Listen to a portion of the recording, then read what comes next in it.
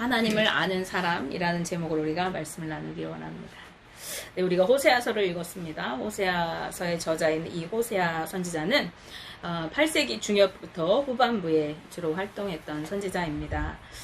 특히 북이스라엘이 멸망하기 직전까지 활동했던 인물이기도 한데요. 이 호세아가 활동했던 당시 이스라엘과 유다의 상황은 영적으로 그리고 도덕적으로 매우 타락하고 부패한 상황에 처해 있었습니다.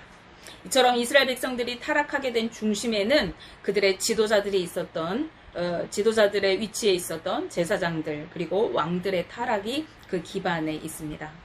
이들은 백성들 앞에서 하나님만을 섬기면서 그분의 대리자로서 백성들을 바르게 이끌고 다스려야 할 책임을 가지고 있는 사람들이었어요. 하지만 이들이 오히려 앞장서서 이방의 신들을 무분별하게 섬기면서 하나님을 떠나서 영적인 간음을 저지르게 되었고, 이러한 지도자들의 삶은 백성들의 문화로 자리 잡게 되었습니다. 즉 지도자들의 타락은 자연스럽게 사회 전반으로 흐르게 되면서 온 나라가 종교적으로 그리고 도덕적으로 타락하게 되는 결과를 초래하였던 것입니다. 따라서 이스라엘 백성들을 향한 하나님의 심판은 불가피하고도 당연한 수순이었습니다. 이렇듯 영적으로 음란하고 죄악으로 혼탁한 시대에 하나님들은 그들을 그냥 방치하시는 것이 아니라 선지자들을 세우셔서 끊임없이 이스라엘 백성들의 심판을 예고하시면서 그들이 심판만 예고하시는 것이 아니라 그들이 전심으로 하나님 앞에 회개하고 돌이켜서 다시 하나님께로 돌아오기만 한다면 하나님은 그들을 고치시고 회복하게 하실 것이라는 그러한 말씀을 함께 주셨던 것입니다. 특히 이 오늘 본문을 기록한 호세아는요, 하나님의 명령을 따라서 음란한 여인과 결혼하고 음란한 자식들을 낳는 불행한 삶을 살면서 그의 삶을 통해서 이스라엘 백성들의 영적인 그리고 종교적인 음란한 모습, 또 그럼에도 불구하고 여전히 그 자신의 백성들을 사랑하시는 하나님의 마음을 온 삶을 통해서 드러내었던 선지자였습니다. 그런데 선지자들이 이렇게 회개를 끊임없이 외쳤음에도 불구하고 안타깝게도 이스라엘 백성들은요, 여전히 죄악 가운데 살아가고 있었고요. 오늘 호세아서는 이스라엘이 이처럼 타락한 이유가 바로 그들이 여호와 하나님을 제대로 알지 못하기 때문이라고 여겼어요. 그래서 오늘 본문 말씀을 통해서 이스라엘 백성들에게 한 번 더 간절하게 호소하고 있는 것이었습니다. 오늘 본문 말씀을 우리 다시 한번 보실까요? 호세아서 6장 1절에서 3절 말씀입니다. 오라 우리가 여호와께로 돌아가자. 여호와께서 우리를 찢으셨으나 도로 낫게 하실 것이요 우리를 치셨으나 싸매어 주실 것임이라. 여호와께서 이틀 후에 우리를 살리시며 셋째 날에 우리를 일으키시리니 우리가 그 앞에서 살리라. 그러므로 우리가 여호와를 알자. 힘써 여호와를 알자. 그의 나타나심은 새벽빛같이 어김없나니 비와 같이 땅을 적시는 늦은 비와 같이 우리에게 임하시리라 하니라. 아멘. 호세아는 이스라엘 민족들이 하나님께로 돌이켜 그분을 알기를, 그것도 간절히 그거를 힘써 알기를 원하고 있습니다. 그리고 이것은 다름 아닌 하나님 아버지의 마음이었습니다. 예수님께서는 이것이 바로 영생이라고 말씀하십니다. 요한복음 13장 7절 말씀에서 예수님은 제자들 앞에 기도하시면서 이렇게 말씀하세요. 영생은 곧 유일하신 참 하나님과 그가 보내신 자 예수 그리스도를 아는 것입니다. 아멘. 영생이, 즉 하나님의 나라를 누리는 비결이 바로 하나님을 아는 것이라고 말씀하시는 것이에요. 여기서 안다고 하는 것은요, 우리가 지식적으로 아는 것을 의미하는 것이 아닙니다. 즉 하나님이 어떤 분이신가, 예수님이 어떤 분이신가, 그저 신학적으로 하나님은 이런 분이다, 예수님은 이런 분이다 정의하고 지식적으로 아는 것으로 만족하는 것을 안다고 의미하는 것이 아니라는 말입니다. 여기서 말하는 안다라고 하는 것은 전 인격적으로 우리가 지식으로, 생각으로, 마음으로, 삶으로 그리고 영적으로 그분과 교제하면서 깊이 아는 것을 안다고 말하고 있는 것이에요. 하나님과 예수님께서 서로 사랑 안에서 친밀하게 알고 계시는 것처럼 우리가 예수님 안에 거하고 하나님을 경험하고 누리는 알을 뜻하는 것입니다. 이러한 알은요, 한번 우리가 하나님은 이런 분이야 아는 것으로 그쳐지는 것이 아니라 계속적으로 반복해서 그분을 알아가야 하는 것입니다.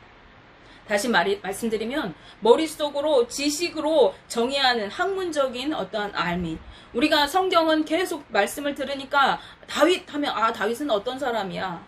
예수님은 이런 일을 하셨어. 하나님은 이런 분, 이렇게 정의할 수 있어요.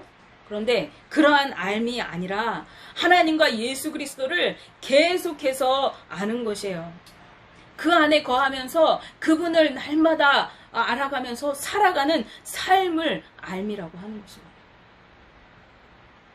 하나님은 어떤 분이십니까?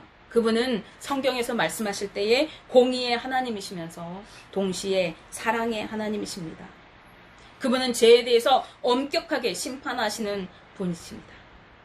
뿐만 아니라 그분은 또한 사랑의 하나님이시기 때문에 죄 많은 우리 인생들을 끝까지 참고 기다리시는 하나님이시기도 합니다.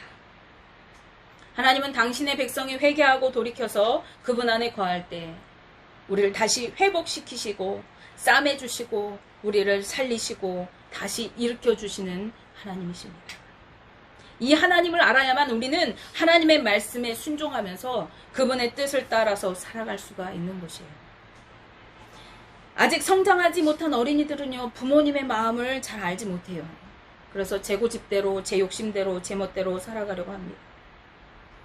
하고 싶은 것을 못하게 하고 갖고 싶은 것을 주지 않을 때 부모님이 자신을 억압한다고 생각하면서 무조건 요구사항을 들어줄 때까지 떼를 쓰거나 아니면 반항하기도 합니다. 그런가 하면은요, 반대로 요구사항을 다 들어주면서 오냐 오고 이렇게 하면서 요구를 들어주고 그렇게만 자란 아이들은 키우다가 부모님을 자신보다 약한 존재, 자신보다 힘이 없는 존재, 아니면 자신과 동급인 존재로 여기고 부모님을 함부로 대하거나 대들기가 일쑤입니다. 그런 아이가 자라고 이제 성숙해져 갈수록 점점 부모님의 마음을 알게 되어지게 되고 자신의 요구를 들어주지 않았던 것도 또 자신을 오냐 이렇게 애지중지 행하셨던 맞장구 치셨던 그 부모님의 그 행동도 다 나를 사랑하셔서 그렇게 하신 것이구나 하는 것을 알게 되어져요.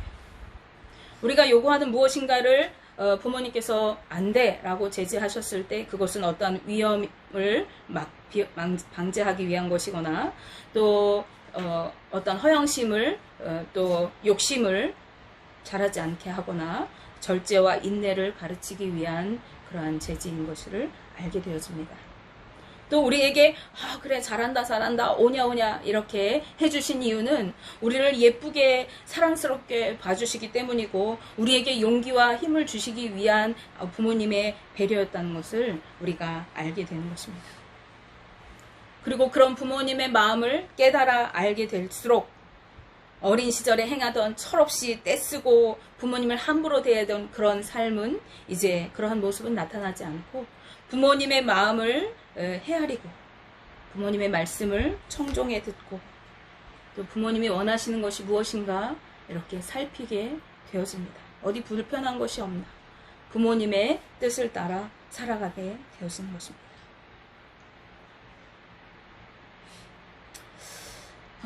그런데 어떤 경우에는 그러지 못한 경우도 있어요. 간혹 있죠. 어떤 경우냐면 아직 철이 안 들었는데 부모가 될 준비가 안 되었는데 부모가 되었을 경우에 예외적으로 아이들에게 상처를 주고 아픔을 주는 부모들도 간혹 있습니다. 그렇지만 대부분의 부모들은 자녀들을 사랑하고 그렇기 때문에 어떤 경우에는 제지를 하고 또 어떤 경우에는 그래 잘한다 이렇게 품어주기도 하는 것이죠. 인간의 부모는 부족하기 때문에 때로는 예기치 못하게 상처를 주고 아픔을 주기도 하고 또 원하지 않는 길로 자녀를 양육하기도 해요. 그렇지만 우리의 아버지 되시는 그리고 창조주 되시는 하나님은요 우리를 너무도 사랑하시되 끝까지 사랑하시는 분이십니다. 우리를 위해 하나밖에 없는 독생자 예수 그리스도를 보내주시고 우리 대신 십자가에 달려서 화목제물로 죽게 하셨습니다. 그 이유는 뭐죠? 우리를 사랑하셔서 구원하시기 때문에 자신의 아들을 내어주실 만큼 우리를 사랑하시는 분이 하나님이십니다. 그리고 그 하나님은요 우리가 그분 안에서 즐거워하고 행복하게 살기를 원하시고 하나님 뜻 안에서 살아가기를 원하시고 계십니다. 또한 하나님은 우리가 죄의 길로 갈 때마다 우리를 징계하시고 돌이키기를 원하시는 분이십니다. 잠언 3장 11절 12절 말씀에 내 아들아 여호와의 징계를 경히 여기지 말라. 그 꾸지람을 싫어하지 말라. 대저 여호와께서 그 사랑하시는 자를 징계하시기를 마치 아비가 그 기뻐하는 아들을 징계함 같이 하시느니라 라고 말씀하십니다. 하나님께서 우리를 징계하실 때조차도 하나님은 우리를 사랑하시기 때문에 우리가 죄의 길로 멸망의 길로 가지 않도록 하시기 위해서 우리를 징계하신다는 거예요. 그래서 하나님의 징계를 받을 경우에 그것을 가볍게 여기거나 또 그것을 싫어하지 말라고 잠언 기자는 이야기합니다. 하나님의 엄중한 심판은 자신의 자녀인 우리들이 하나님의 사랑 안에 거하여 살고 멸망의 길로 가지 않기를, 진리 가운데 거하며 축복의 삶을 살기를 원하시기 때문이라는 것입니다. 이처럼 우리를 사랑하시는 아버지 하나님의 마음을 알 때에 우리의 삶이 변화되는 것입니다. 이전에 내 멋대로, 내 고집대로, 내가 하고 싶은 대로 내 욕심을 따라서 살던 그러한 삶이 아니라 말씀을 따라 순종하는 삶으로, 죄의 길에서 돌이키는 삶으로 살아가게 되는 것입니다. 그리고 이러한 삶을 살아가는 것이 영생을 누리는 삶이고 천국을 누리는 삶인 것입니다. 여전히 변화되지 않은 삶을 살아간다면 안타깝게도 아직 우리는 하나님을 알지 못하는 사람인 것입니다. 왜냐하면 복음은 절대로 이론이 아니기 때문에 그렇습니다. 지식적인 복음은 삶을 변화시킬 수가 없습니다. 그러나 복음은 삶이어야 합니다. 마태복음 28장에서 예수님께서 승천하시기 전에 우리에게 사명을 주실 때에 무엇이라고 말씀하셨습니까? 그러므로 너희는 가서 모든 민족을 제자로 삼아 아버지와 아들과 성령의 이름으로 세례를 베풀고 내가 너희에게 분부한 모든 것을 가르쳐 지키게 하라고 말씀하셨습니다. 즉 모든 민족에게 가서 복음을 전하고 성부, 성자, 성령이신 삼위일체 하나님의 이름으로 그들에게 믿음을 갖게 하라는 것이에요. 그리고 내가 너희에게 일러준 천국 복음을 그들에게 가르치라고, 그리고 그들이 그 복음을 따라서 살아가게 하라고 말씀하신 것입니다. 즉 하나님과 그분의 나라, 예수 그리스도를 통한 구원을 이루어 주신 그분의 사랑을 그들로 알게 하고 그들이 하나님의 뜻을 따라서 살아가도록 하라고 하시는 말씀입니다. 복음은 지식으로 알고 그쳐서는 안 됩니다. 삶으로 살아내야 하는 것입니다. 수많은 이스라엘 백성들 그리고 그들의 지도자들인 왕들과 제사장들이 과연 하나님을 몰랐을까요? 그들이 율법을 몰랐습니까? 그들 가운데 성전이 없었습니까? 그렇기 때문에 그들이 죄악의 길로 갔던 것입니까? 그렇지 않다는 것입니다. 그들은 조상들을 통해서 끊임없이 종이었던 그들을 애굽에서 구원해내시고 홍해와 요단을 건너게 하신 그 놀라운 이야기를 전해 들었을 것입니다. 광야 40년 세월 동안 그들을 먹이시고 입히시면서 그들이 옷이 해지지 않고 신발이 닳지 않으면서 그들이 굶지 않고 목마르지 않게 불기둥으로 구름기둥으로 그들을 인도하신 그 엄청난 하나님의 이야기를 그들은 끊임없이 들었을 것입니다. 그들에게 남겨진 절기들과 제사들, 그 관례들이 그들에게 여전히 남아 있었습니다. 수많은 증거의 돌무더기들과 돌에 새겨진 역사가 그 흔적으로 남아 있었어요. 책에 기록되어진 하나님의 수많은 말씀들이 그들에게 있었습니다. 구전으로 전해지던 승리의 감사의 노래들이 그들에게 전해지고 있었어요. 무엇보다도 그들에게는 하나님의 성전과 법궤가 함께 있었습니다. 그런데도 많은 지도자들과 그들이 다스리던 이스라엘 백성들이 죄악의 길을 가게 되었던 이유가 무엇입니까? 그들은 단지 역사적인 하나님, 구전으로 전해지는 옛날 이야기 속의 하나님, 지식적으로 아는 하나님으로만 하나님을 이해하고 알고 있었을 뿐이기 때문입니다. 그들은 삶 속에서 하나님과 관계하고 그분을 경험하지 못했기 때문입니다. 예레미야서 22장 13절에서 17절 말씀에는 여호야김 왕에 대한 하나님의 심판의 경고의 말씀을 선포하고 있어요. 여호야김은 원래 장남이었습니다. 그런데도 불구하고 그의 동생 여호아하스가 왕이 되었어요. 왕이 되었는데 이 여호아하스가 하나님 보시기에 불법을 행하면서 죄를 막 저지르고 이방 신들을 막 섬겼어요. 왕이 된 지 3개월 만에 애굽왕이었던 바로느고가 이 여호아하스를 잡아다가 하맛 땅에 가두어 버립니다. 왕이 못되게 해요. 그의 왕위를 빼앗아다가 둘째 아들이었던 엘리야김을 왕으로 대신 세워서 유다의 왕으로 삼습니다. 그리고 그의 이름을 여호야김이라 이렇게 이름까지 바꿔요. 왕이 된 여호야김 어땠을까요? 형이 3개월 만에 왕위에서 쫓겨나고 이방에 유배되었어요. 자신의 왕위를 공고히 하고 싶었습니다. 백향목을 가져다가 아주 크고 웅장한 궁전들을 막 짓기 시작했어요. 그래서 자신의 왕권을 공고히 하고 나는 절대 이 왕위에서 물러나지 않으리라. 이렇게 생각했던 것입니다. 그러나 그의 삶이 여호아하스와 같이 하나님 보시기에 불법을 행하고 불의와 포악이 가득한 폭정을 이루었습니다. 부정부패가 가득한 삶이었어요. 무제한 피를 무수히 흘리고 압박과 포악을 일삼았습니다. 자신의 형제들, 이웃들을 고용하고 부려먹으면서 자신의 성을 짓는데 일꾼으로 부렸는데 품삯도 주지 않았습니다. 억울한 이들을 많이 만들고 또 권력을 남용해서 자신의 탐욕과 허영심을 채우기에 급급했습니다. 그런 여호야김에게 하나님께서는 그의 아버지를 예로 들어서 말씀하십니다.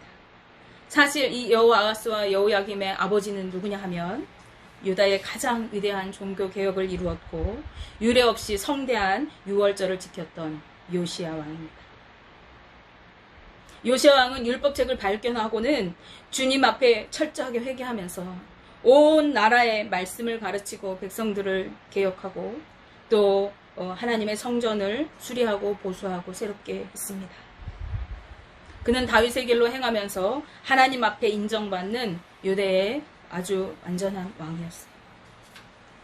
그러나 그의 아들이었던 여호아스와 여호야김은 아버지와 같이 행하지 않고 여러 왕들처럼 악하고 불의한 길로 행하면서 음란하게 우상들을 섬길 뿐만 아니라 자신의 탐욕과 허영심을 위해서 무고한 백성들을 고용해 노역을 시키고 폭정을 일삼았던 것입니다. 그런 여호야김은 그의 동생이 그랬듯이 하나님의 심판을 받게 될 것이 분명한 것이었습니다. 하나님은 그의 잘못을 깨닫게 하고 왕으로서 그가 행해야 할 모습으로 그의 아버지를 예로 들면서 말씀하십니다. 예레미야 22장 15절 16절 말씀에 내가 백향목을 많이 사용하여 왕이 될 수 있겠느냐? 내 아버지가 먹거나 마시지 아니하였으며 정의와 공의를 행하지 아니하였느냐? 그때에 그가 형통하였었느니라. 그는 가난한 자와 궁핍한 자를 변호하고 형통하였나니 이것이 나를 알미 아니냐? 여호와의 말씀이니라. 아멘. 그가 하나님 앞에서 정의롭고 공의를 행하면서 그의 백성들을 잘 다스렸어요. 가난한 사람들을 돌봐주고 궁핍한 자를 변호하면서 그의 아주 올바른 정사를 이렇게 펼쳐나갔어요. 그때 하나님은 이 요시야 왕을 그가 하는 대로 형통하게 하시고 그가 하는 일들이 다 잘 되게 하셨어요. 그리고 하나님의 보호하심 가운데 평안한 삶을 누리게 하셨습니다. 그런 아버지를 예로 드시면서 요시야 왕에게 하나님 말씀하시는 거죠. 네가 아무리 백향목으로 화려한 궁전을 지어도 그것이 너의 왕위를 지켜줄 수가 있는 것이 아니다. 네 왕위를 공고히 할 수 있는 것은 내가 하나님을 온전히 알고 정의와 공의로 백성을 다스리며 가난한 자와 궁핍한 자를 선대하는 것이, 그리고 네가 나 여호와 하나님의 말씀을 따라서 살아가는 것이 너의 아버지 요시야 왕과 같이 너의 왕위를 공고히 하는 형통한 삶을 사는 것이다 라고 하나님께서 말씀하십니다. 즉 세상적인 것으로 우리가 아무리 나의 삶을 보장하고 보호하려고 보호막을 친다고 할지라도, 그것으로 너를 지키려고 안간힘을 쓴다 할지라도 그것들이 너를 지킬 수 없다는 말입니다. 오히려 네가 나를 아는 것이, 그리고 나의 일에 순종하여 살아가는 것이 너를 지키고 너가 하는 일을 형통하게 잘되게 하며 너를 보호하는 것이라고 말씀하시는 것입니다. 왜 그렇습니까? 하나님은 우리의 창조자 되시기 때문에 그렇습니다. 하나님은 우리의 주인이 되시는 분이십니다. 우리의 반석이시고 우리의 요새이시고 우리의 산성이 되시기 때문입니다. 그분이 우리의 방패가 되시고 우리의 삶을 인도하시는 인도자 되시며 우리의 목자가 되시는 분이시기 때문에 그렇습니다. 그래서 우리는 하나님 안에 거할 때에 가장 안전하고 가장 평안한 삶을 누리게 되어지는 것입니다. 우리가 이 하나님을 알 때에 우리는 변화된 삶을, 그분을 경외하는 삶을, 그리고 그분의 말씀에 순종하여 살아가는 삶을 살 수 있습니다. 그분을 온전히 알 때에 우리는 떠나지 않고 끝까지 말씀 앞에 믿음으로 그분을 의지하여 살아갈 수 있게 되는 것입니다. 이것이 하나님을 아는 자들이 누리는 특권이고 우리 성도들이 누리는 영원한 삶인 것입니다. 이것이 하나님의 자녀들이 누리는 천국의 삶인 것이에요. 하나님을 힘써 알고 그 하나님의 뜻대로 살아가며 영생의 길로 하나님 앞에 가는 그날까지 진리를 따라 사는 삶으로 살아가는 것이 우리 믿는 자들의 삶인 것입니다. 오늘은 우리 동성교회 가족 모두가 하나님을 온전히 알고 영생을 누리게 되시기를 주님의 이름으로 축복하며 기도합니다.